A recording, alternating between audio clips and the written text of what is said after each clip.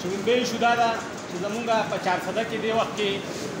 اکثریت نوجوانان چې کوم دي کا فیمیل دي او کا میل دي هغه د آیس ښکار شوي دي او ډېر په تیزۍ سره هر کور ته آیس ورسېدله.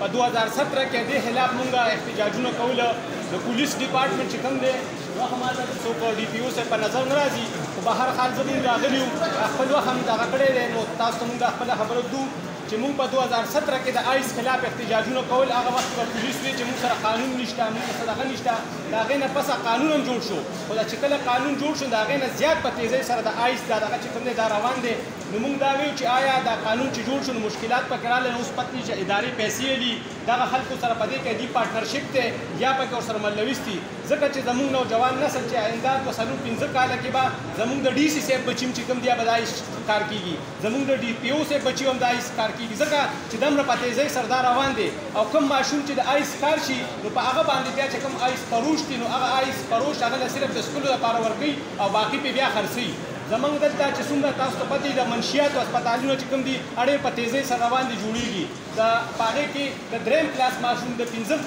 کلاس ماشومان چې کوم دي د آیس شکار شوي دي. اوسه پورې زمونږ ادارې په دې صحیح اکشن نه لي. زمونږ چې تاسو وګورئ چې کوم فصلونه دي د آیس والا د وجې نه هغه فصلونو ته زمیندار نه شي تللی، خلک پکې ګیاګانې نه شي کولی، ځکه چې هغې لاړ شي نو هغې سره چاقوي ټوپکې تماچۍ د هغې نه پیسې ملي. نن که زمونږ په ضلع کې بدامني ده دا ټوله د دغه وجه ده چې کوم د آیس عادت خلک دي هغې شوک هم کوي، هغې ډاکې هم کوي، هغې دلته قتل و غارت هم کوي، راهزني هم کوي. نو زمونږ ډي پي او صاحب ته دا خواسته چې په دې لږ اکشن والي او لږ راپاسي د سوشل میډیا نه لږ راوځي، ځکه چې په سوشل میډیا خو زمونږ د ادارو ډېر ښه رپورټونه وي خو دلته زمونږ عملي په ګراونډ باندې سم دي.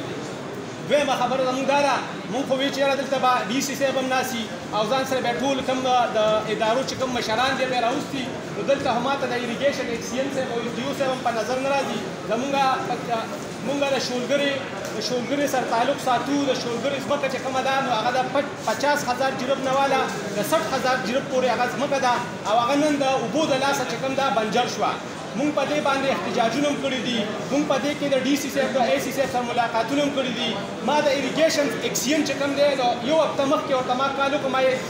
ایکسین صاحب مونږ له یو 10 منټه راکړه زمونږ یو وپت دی د زمیندارو تاسو سره ملاقات کوي. ما ته وایي تاسو ته زه ګینټه کې جواب درکوم او ګینټه کې به زه ټایم درکړم. د هغې دا هفته دوه وشو چې مونږ له به ایکسین صاحب ټایم راکړي او راته وایي چې راشئ ستاسو اوبو بخاره د اوبو څه مسله ده. نو دا خو زمونږ افسران دي چې مونږ ورته ریکویسټ وکړو درخواست وکړو چې وپت درځو تاسو مه راځئ مونږ درځو ټایم راکړئ. په 2018 کې زمونږ د اوبو چې کوم بندونه دي د شولګرې د ځمکو هغه د سیلاب ښکار شوي دي. د هغې نه پس زمیندار او زمونږ په خپل تعاون سره هلته لاړ شو چنډوله وکړو او هغه بندونه جوړ کړو. خو بیا چې هلته کوم مقامي خلک دي د هغې کورونو ته د هغې نه نقصان رسي د سیلاب په وجه نو هغوی ورته یا ګرنیټ کېږدي یا یې بل څه باندې نوار کړي او بیا هغه اوبه ښکته شي. نو مونږ دا ویو چې د ایکسین اریګیشن نه زمونږ دا مطالبه ده چې د ترنابه پورې کوم دا نیر راغلی دی هغې کې مونږ اے سی المینا پیز هم دغه ورکړی د هغې تقریبا یوه میاشت وشوه چې اے سی صاحب له مونږ اپلیکیشن ورکړی چې دا نیر مونږ ته ایکسټینډ شي او دې خوا راشي نو دا کوم سیلاب چې کوم جوړېږي د هغې دغه نه د دې بند نه د دغې په وجه نوی کلی چې کوم دی ګیدړ دی دغلته نورې کوم شی دی دغه خلکو ته نقصان رسي نو هغه به هم بند شي. او زمونږ چې کوم د پټو د اوبو مسلې دي چې 50 نه والا 60,000 پورې جرت ځمکه ده او دا بنجر شوه دا به هم حل شي. تر اوسه پورې نه اریګیشن ایکسین صاحب په هغې سره ایکشن ځکه پته نه لري چې هغوی پکې خپل پټ نشته که څه وجه ده.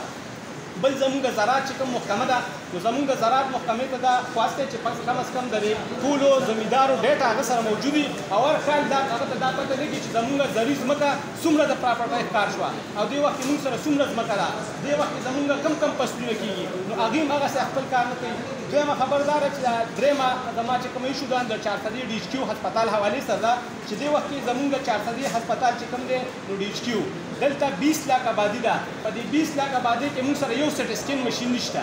دلته سټ سکین نشته، دلته اندوسکوپي نشته، ایکو نه کېږي دلته چې زمونږ کومه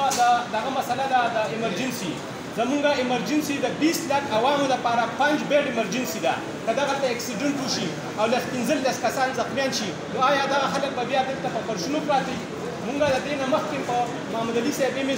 ایس او جماعت اسلامي یوت احتجاجونه کړي وو. مونږ پې هغه ایمرجنسي ټرانسفر هلته شفټ هم کړه. هغې باوجود بیا پته نه لګي چې څه خلکو او د ډاکټر جانزیر چې ایم ایس زمونږ ادارو ته خواستې د هغه انکوایري هم دې وشي چې چې هغه بیا دا په کم بیس باندې واپس دلته راوړه او د خلکو د تکلیف رسي موږ دا ویو چې دې وخت کې دلته